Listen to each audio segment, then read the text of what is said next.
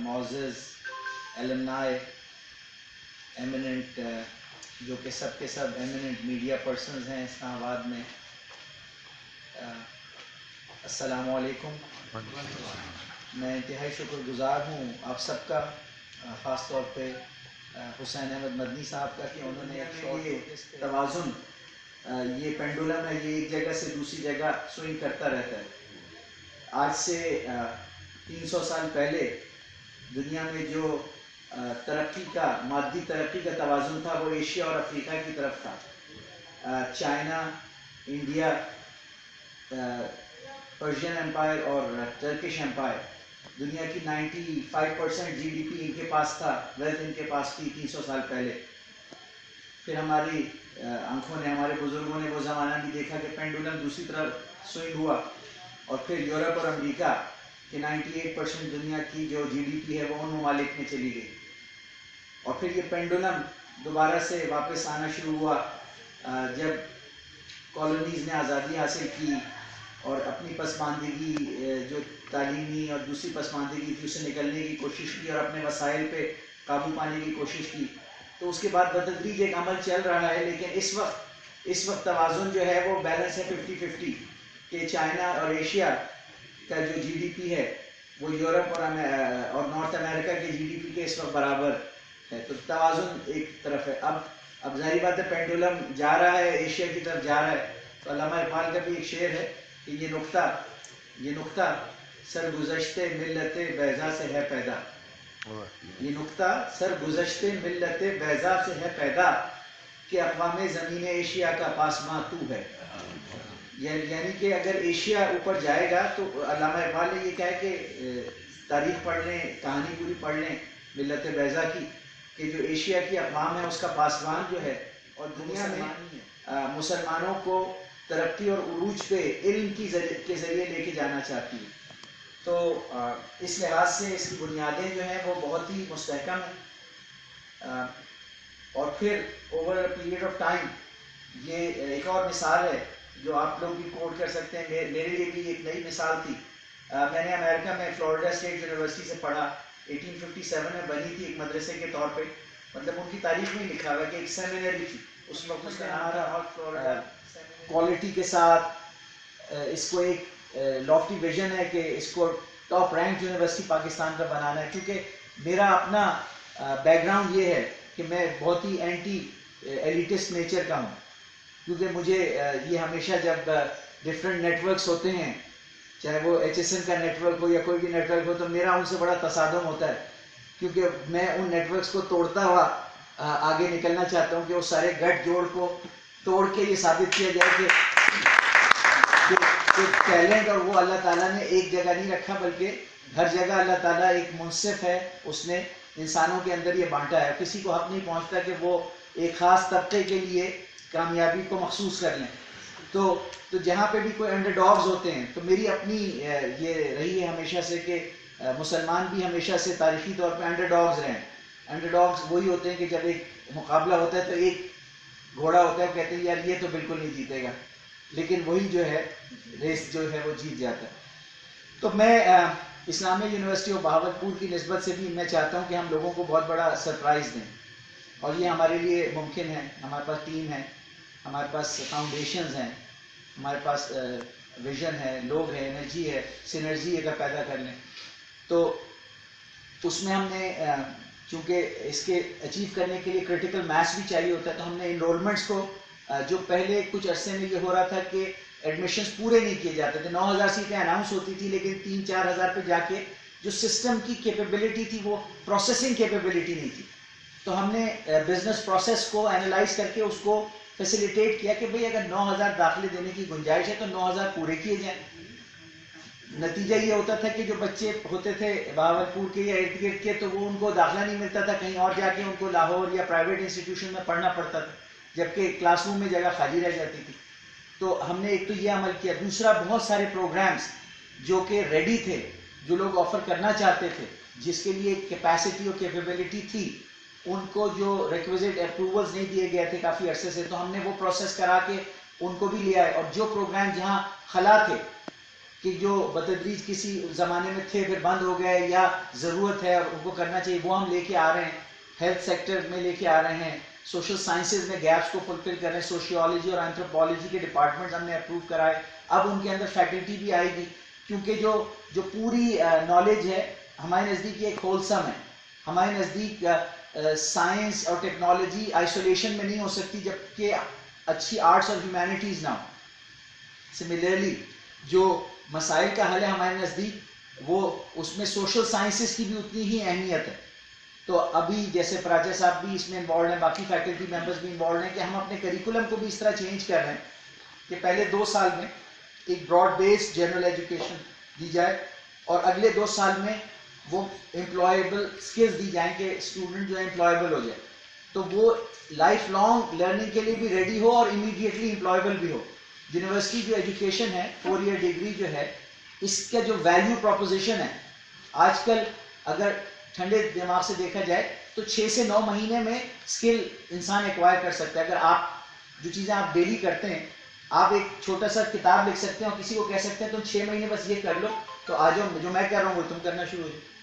لیکن وہ سب کچھ اس لیے نہیں کر سکتا کہ جو باقی چیزیں ہیں، جو انٹرپرسنل سکلز ہیں، جو لیڈرشپ سکلز ہیں، جو سافٹ سکلز ہیں، جو ایموشنل انٹیلیجنس ہے، وہ نہیں ہوگی اس کے پاس. اس میں ڈیفینیٹلی جو 4 ایئرز ہیں اس کے اندر اس اسٹوڈنٹ کو ایکسپیرینس کرنا ہے، امرس ہونا ہے، ایکٹیویٹیز کرنی ہے، تاکہ جو ویلیو پروپوزیشن ہے یونیورسٹی کا کہ 6 یا 9 مہینے کے بجائے 4 سال کیوں لگائے جا رہے ہیں. ٹھیک ہے، اب وہ 4 سال بھی کوئی میجیکل فگر نہیں ہے. کچھ بچے ایسے بھی ہوتے ہیں جو ذرا میچیور ہوتے ہیں، 3 ساڑھے 3 سال میں 3 سال میں بھی ایکوائر کر سکتے ہیں، 4 میں بھی کر سکتے ہیں، کوئی سلو بھی ہو سکتے ہیں، 5 سال بھی لگا سکتے ہیں. وہ تو اسٹوڈنٹ کے بھی اوپر ہے اور سسٹم کے بھی اوپر ہے. تو ڈیفینیٹلی، لیکن ہم یہ سمجھتے ہیں کہ جو ویلیو پروپوزیشن ہے کہ اگر ہم نے نیکسٹ جنریشن پروڈیوس کرنی ہے لیڈرس کی، اگر ہم یہ کہتے ہیں کہ بھائی پاکستان دنیا میں آبادی کے لحاظ سے 6 نمبر پہ، لیکن جی ڈی پی کے لحاظ سے 28ویں 30ویں 25ویں نمبر پہ، تو بھائی 6 پہ نہیں ہو تو 7ویں 8ویں 10ویں پہ آ جائیں. لیکن یعنی کافی ہم اپنے پوٹینشیل سے نیچے آپریٹ کر رہے ہیں. تو ہم نے کیسے لے کے جانا ہے؟ ہم نے جو یونیورسٹیز نے کرنا ہے کہ اپنی یوتھ کو یہ ٹرانسفارم کرنا ہے، کیونکہ جو ہمارا ہیومن کیپٹل ہے وہی ہمارا سرمایہ ہے. اور دنیا اس پہ ایگری کرتی ہے کہ جو ہیومن کیپٹل ہے، اب چائنا کا جو میٹیورک رائز ہے وہ ڈیفینیٹلی ان کے اپنے سرکمسٹانسز ہیں، لیکن انہوں نے اپنے ہیومن کیپٹل کو اور اپنے ٹریڈیشنز کو ہارمونائز کیا، اس سے مل کے ایک اسٹریٹجی بنائی.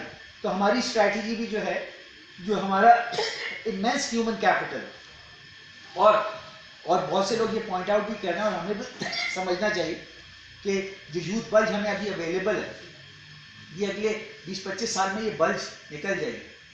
جو ہماری ڈیموگرافکس بھی ہے 2100 کی، اس میں ہمارے پاس یوتھ نہیں ہوگی اور بچوں کو پتہ نہیں ہوتا کہ یہ باتیں بھی وہ ہمارے بارے میں کرتے ہوں گے یا سوچتے ہوں گے. عجیب سا ہے، ہم نے جب بہاولپور یونیورسٹی میں جرنلزم ڈپارٹمنٹ کھولا اور ہمارے طالب علم یہاں آتے تھے لاہور میں اور اسلام آباد میں، تو مجھے اچھی طرح یاد ہے کہ اس زمانے میں پرائیویٹ سیکٹر میں الیکٹرانک میڈیا تو تھا نہیں. الیکٹرانک میڈیا یا ریڈیو پاکستان کا نام تھا یا پاکستان ٹیلی ویژن کا نام تھا، اور ہمارے گریجویٹ عموماً اخبارات کے دفتر میں پرنٹ میڈیا میں جایا کرتے تھے، اور ہم دیکھتے تھے کہ جس کو بھی ہم بھیجنا چاہ رہے ہیں کہ یہ کچھ، کیونکہ ہمارے یہاں بہاولپور میں اتنی سہولیات تھی نہیں. ڈاکٹر صاحب تو ہم چاہتے ہیں کہ انہوں نے چونکہ کمپیٹ کرنا تھا باقی یونیورسٹیز کے گریجویٹ سے، پنجاب یونیورسٹی کے گریجویٹ سے، خصوصاً اس وقت 1988. لیکن یہ بس آپ لوگ ہیں ہماری پروڈکٹ، اور ہم اس کا تذکرہ محترم وائس چانسلر سے کرتے رہتے ہیں کہ ہم لاہور میں، اسلام آباد میں ہمارے آئی بی ایس جو ہیں، جیسے کہ یہاں تذکرہ بھی ہوا، وہ گروپ جو ہے بہت اسٹرانگ ہے، اور وہ ہر طرح سے سیاست میں بھی اور اپنی جو پروفیشنل جو ان کا کیریئر ہے اور جو پروفیشنل کی سکلز ہیں، پوٹینشیل ہے، اس کے حوالے سے بھی انہوں نے اپنا لوہا منوایا ہے. اور اسلامی یونیورسٹی بہاولپور کا جو سافٹ امیج بنایا ہے اسلام آباد میں، لاہور میں، وہ ہمارے میڈیا اسٹڈیز کے اسٹوڈنٹس نے اور باقی طلباء طالبات جو مختلف شعبوں کے، وہ مختلف جو آفیسز میں کام کر رہے ہیں، مختلف حیثیتوں میں کام کر رہے ہیں. انشاءاللہ آنے والے دنوں میں آپ کی ان سے ہی ملاقات کروائیں گے. مختلف ہمارے لوگ. آج مجھے محسوس ہو رہا کہ جیسے ایک شاعر نے کہا تھا کہ محرم بھی ہو ایسا کہ جیسا ہوگا نا محرم. تو میں آج لگتا ہے کہ مہمان بھی ہوں ایسا کہ جیسا ہوگا میزبان. بڑی خوشی ہو رہی ہے کہ ڈاکٹر وائس صاحب نے ایسے فرمایا کہ ہمارے وہ جو پودے ہیں وہ لگے ہوئے ہیں. اب تو خیر پودے نہیں ایک بہت پھلدار پیڑ ہیں. اور دوسری بڑی بات یہ ہے کہ ڈاکٹر راکٹ صاحب نے کل مجھے کہا کہ آپ نے بھی ساتھ چلنا ہے. تو مجھے محسوس ہوا کہ ہم تینوں جو اساتذہ کرام ہیں پہلی دفعہ زندگی میں کسی سفر پہ جانے کے لیے تیار ہوئے تھے. تو مجھے محسوس ہوا کہ پیچھے کوئی تبدیلی آ چکی ہے. اور وہ تبدیلی جناب وائس چانسلر صاحب ہیں جنہوں نے کی خواہش تھی تھوڑا سا تھا پیریڈ مس ہو جائے. مجھے لگتا نہیں کہ آج ایسا ہو. سب سے پہلے تو میں خوش آمدید کہہ چکے سارے لوگ اور میں ایسا بہت ممنون ہوں آپ کا. ڈاکٹر صاحب اب میری ایک مشترک بات یہ ہے کہ میں نے پوری پریکٹیکل لائف میں کوئی چیز سوچی اور جیسے ہی مجھے سمجھ آئی تو اگلا سیکنڈ ہوتا ہے اس کے فیصلے کا, وہ سرکاری ہو یا غیر سرکاری.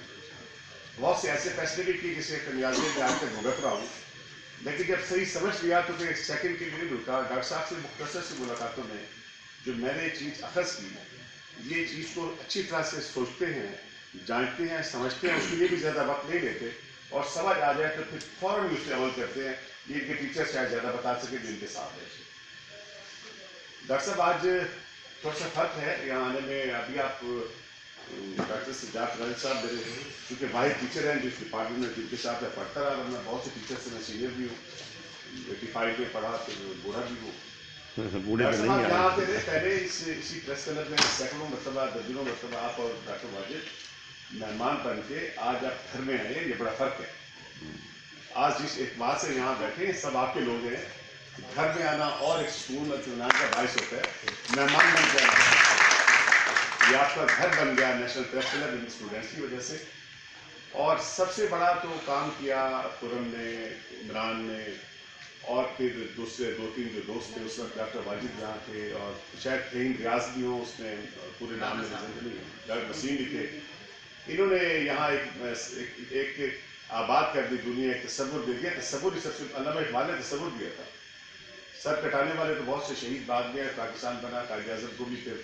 تو بات یہ کہ جو تصور ہے وہ دینے والے یقیناً قابل معرفت ہیں. بڑا اچھا ہے جی ماشاء اللہ. ویسے تو صرف ابھی تک سوشلائزیشن تک محدود ہے یہ, اور ہم نے ہمیشہ کوشش کی ہے اور آئیڈیاز بھی دیے ہیں کہ اس کو مزید آگے بڑھایا جائے اور اس پلیٹ فارم سے ہم جو ہے کوئی ڈسکشن کا سلسلہ کریں, کوئی اور ایونٹس کریں جس میں زیادہ لوگوں کی پارٹیسپیشن ہو. پھر اسی طرح کلچرل شوز کیے جائیں, کچھ ایونٹس آرگنائز کیے جائیں. لیکن انفارچونیٹلی ابھی تک کوئی بہت زیادہ اس طرح کی چیزیں ارینج نہیں ہو سکی, لیکن ہم امید کرتے ہیں کہ انشاءاللہ جلدی اس طرح کا کوئی ایک بڑا ایونٹ جو ہے ہم ارینج کر پائیں گے, جس سے اور زیادہ جو ہے نا اس گروپ کو متحرک کرنے میں ہمیں مدد ملے گی. بہت شکریہ.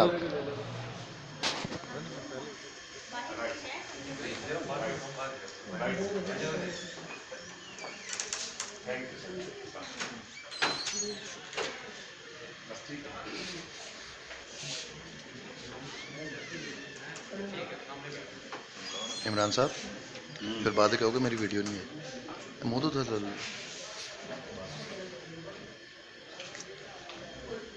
سر شروع کروں. ویلکم. بسم اللہ الرحمن الرحیم. شازیہ اجاز میرا نام ہے سر. میں میتھس کام کی اسلامیہ یونیورسٹی کی اسٹوڈنٹ ہوں. 96-98 ہمارا سیشن تھا اور اس وقت میں پاکستان اسپورٹس بورڈ میں as a assistant director women sir اور ایڈیشنل جو ہے ڈائریکٹر